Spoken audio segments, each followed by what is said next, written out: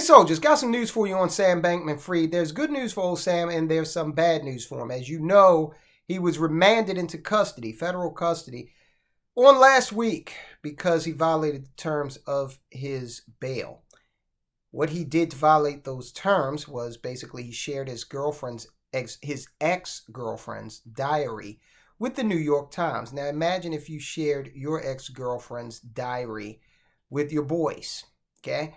Federal prison would probably be the safest place for you. But in this case, the federal authorities construed that as witness intimidation and tampering. And they said that's enough to take this guy. He thinks we're playing with him. This is enough to take him off the street. So look, there's more bad news for Sam. We're going to get to that in just a moment. But let's start out with the good news. You know, old Sam's a vegan, okay? So he likes this peanut butter and jelly sandwich. And he's actually going to get to enjoy 4 of them per month. Don't eat them all in one place, Sam. You got to space them out. You got to pace yourself because you're only getting 4, but you are getting them.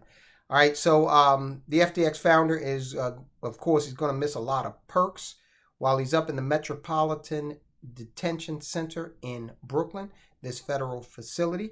The facility limits him to 2 peanut butter and jelly sandwiches every 2 weeks. Embattled ex-FTX CEO Sam Bankman-Fried is going to miss having his peanut butter and jelly sandwiches in prison. The FTX founder was remanded, as we said before. Bankman-Fried was initially on house arrest over at mom and dad's Palo Alto single-family home with a pool in back where he could chill out poolside, drink an adult beverage, and probably eat some, great vegan meals. But Judge Lewis Kaplan said that there was probable cause to believe that Bankman-Fried tried to tamper with witnesses. And so, to jail he goes. Do not pass go.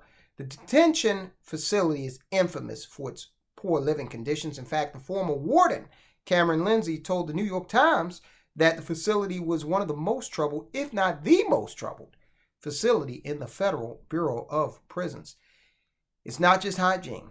Bankman-Fried is going to miss a lot of amenities, to say the least, that he may have taken for granted when he was under house arrest.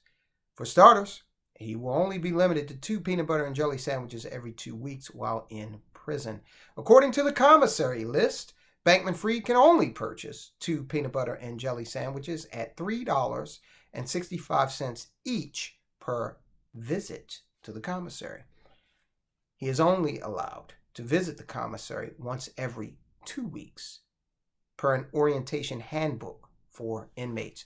So when he goes over there, and of course, mommy and daddy are going to keep the commissary filled. He'll be able to buy them. That won't be the problem. But he'll only be able to get 2. He's got to savor those peanut butter and jelly sandwiches. Now, why are we covering Sam Bankman-Fried? As I always say, guys, because a lot of people lost money. And we don't like to see people lose money. Our whole objective here is to help people make money, right? To help people understand how money works so they can go out and generate more of it. And here this guy is allegedly robbing people from their hard-earned money, separating them from their hard-earned money. Now, this peanut butter and jelly sandwich restriction could be tough for Bankman-Fried. He's a vegan. He said he subsisted on peanut butter when he was incarcerated in the Bahamas last year. The inmate orientation handbook said that the prison food service does provide a no-flesh diet. Jesus. And it's not just food. Bankman-Fried is going to lose his access to the internet as inmates are only allowed to possess a radio or an MP3 player. That's a vast difference from his house arrest days where he found a way to use a virtual private network to mask his web browsing activity. Needless to say, Bankman-Fried is going to have to abide by the prison's regimented lifestyle. According to the inmate orientation handbook, he must wake up at 6 a.m. and is responsible for maintaining the cleanliness of his cell. He's probably going to have to cut his hair too, because in a facility where you got a lot of people, you got a chance for a lot of disease outbreaks and stuff and lice, so there's probably going to shave his mane at some point. I don't know if that will have to wait until he's convicted, if he is convicted. Now, that's the good news, okay? Now let's get to the not so good news. Remember those campaign finance charges that were dropped? Well, they're back. The federal prosecutor taketh away, then giveth. So Bankman-Fried is accused of using $100 million in stolen FTX funds for political donations to buy influence.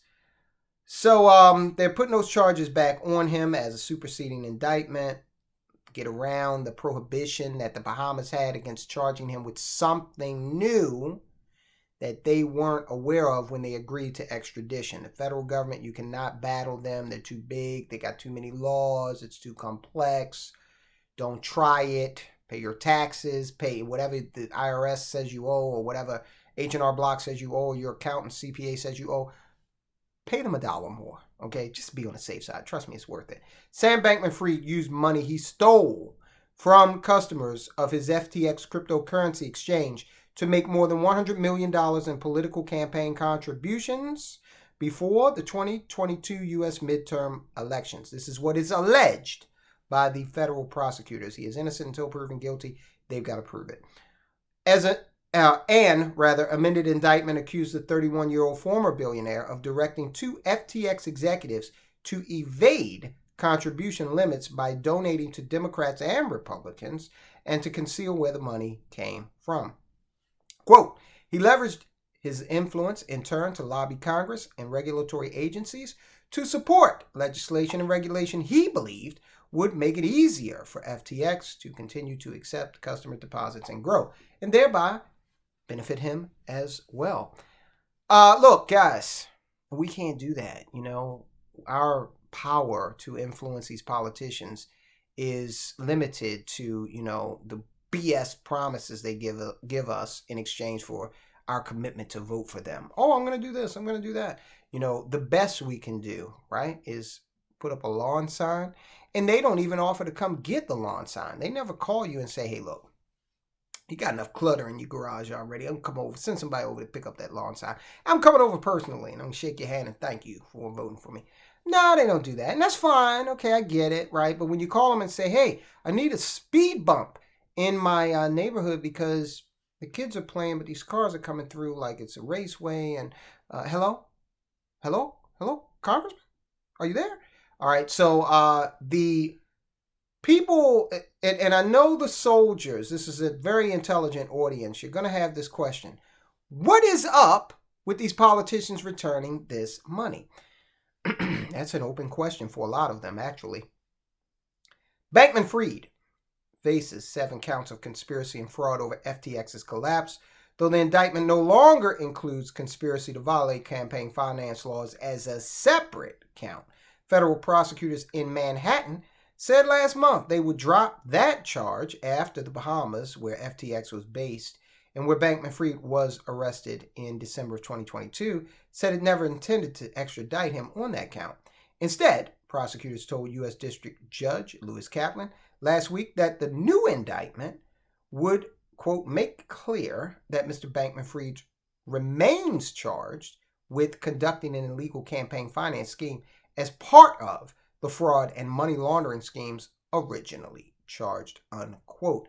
Mark Botnick, a spokesman for Sam Bankman-Fried, was unable to be, they contacted him, but he didn't comment, okay, as of the press time for this particular article.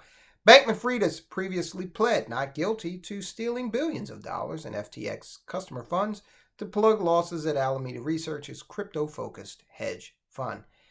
All right, so that's what we got going on with old Sammy. He's, going to be running low on those PB&Js. Okay, got some new charges coming his way. When your life has been reduced to good news being 4 peanut butter and jelly sandwiches per month, that's rough, man. Look, also, you need to know that ex-FTX executive Salami, I think that's how you pronounce his name. I know it's not Salami.